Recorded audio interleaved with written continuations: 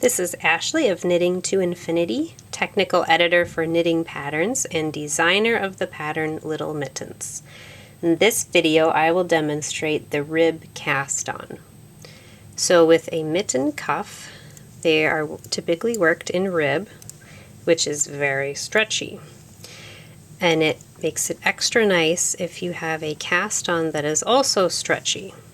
And the rib cast on also matches the ribbing so that it looks like a series of knit and purl stitches. The rib cast on is a variation of the long tail cast on. So the first step is to figure out how much tail we need.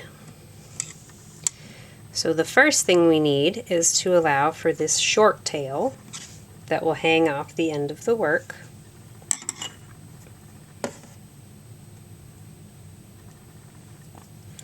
So that will be my short tail. And for my particular size, the pattern says I need 34 stitches. So what I'm going to do now is wrap the yarn loosely around the needle 34 times to figure out how long my long tail needs to be.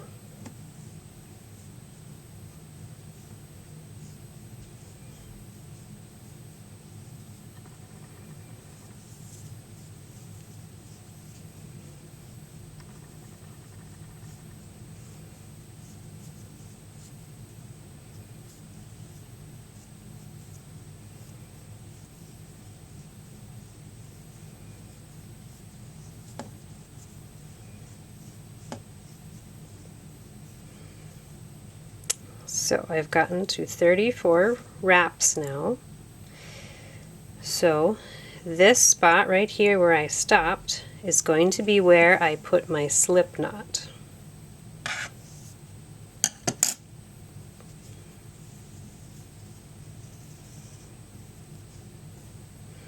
So I have the long tail and I have the slip knot, and then I have the rest of the yarn which is attached to the ball. So I'll put the slip knot on the needle, tighten it up, and I'm going to consider this slip knot to be a purl stitch. So if you've worked regular long tail cast on before, the knit stitch is just like the regular long tail cast on. I'm going to take these two strands of yarn on either side of my thumb and index finger. My thumb and index finger are inside the strands of yarn, and then my other fingers will hold the tails so that it's not flopping around loose. So for the knit stitch, I'm going to bring my needle out here and grab this yarn on my thumb and then bring it to the back, grab this yarn off my finger, and then my needle is going to go through this loop here, pull it tight, and I have a knit stitch. For the purl stitch, I'm going to do the opposite. I'm going to start by coming to the back, the outside of my index finger, grab that yarn, come over, grab this yarn off my thumb, and then bring the needle through this big loop hanging off my index finger. Now I pull that tight. So we now have purl, knit, purl. It's time for another knit stitch. I'm going to grab this yarn on the outside of my thumb, pick it up, come over that strand in the middle, grab the yarn from my index finger, bring the needle through that loop, and pull it tight. And now it's time for a purl stitch.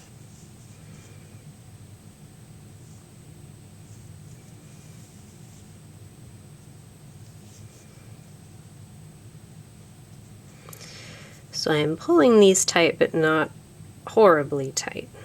We're still making a stretchy cast on. So I have purl, knit, purl, it's time for a knit stitch.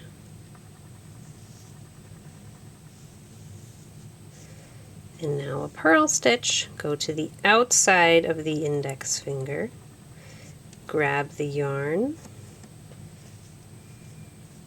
cross over the yarn in the middle, grab the yarn on the thumb, and bring it through the loop. Except I messed that one up, so I'm going to redo it.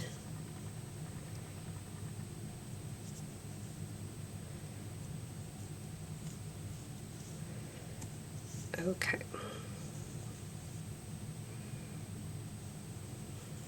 There it is. So I'm going to continue doing this for a series of 34 stitches. Purl, knit, purl, knit, purl, knit, purl. So it's time for a knit stitch.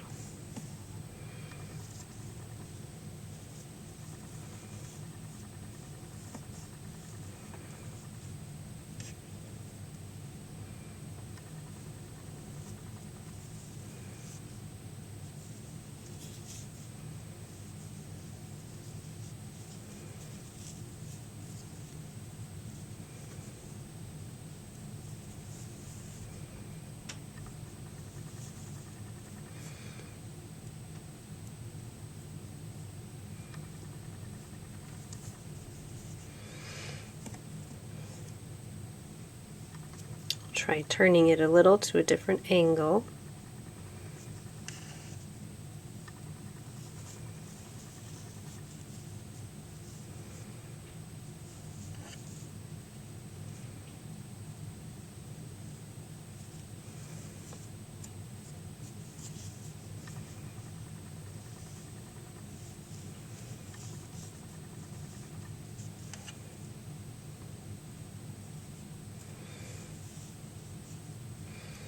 If the yarn here gets too long, it's a little awkward to work with, so I have to retighten it periodically.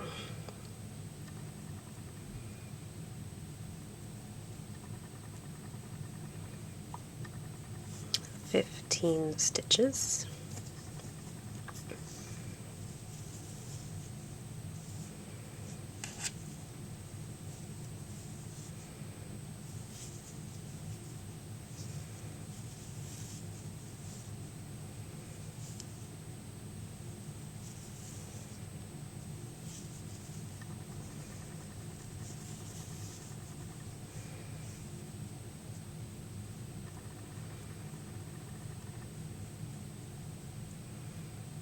"20 stitches.